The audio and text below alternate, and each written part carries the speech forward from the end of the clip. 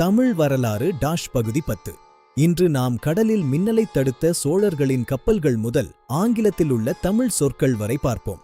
சோழர்களின் கப்பல்கள் மின்னலால் தீப்பிடிக்காமல் இருக்க செப்பு கம்பிகளை பயன்படுத்தினர். மேலும் ஆணிக்கு பதில் தேங்காய் நார் கொண்டு தைக்கப்பட்ட இவர்களின் கப்பல்கள் கடல் அலைகளை தாங்கும் திறன் கொண்டவை.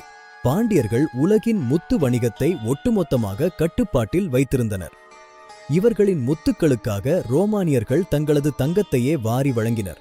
கீழடி 2600 ஆண்டுகளுக்கு முன்பே சுட்ட மண்ணாலான குழாய்கள் மூலம் மிகச்சிறந்த கழிவுநீர் மேலாண்மை திட்டத்தை தமிழர்கள் செயல்படுத்தியுள்ளனர்.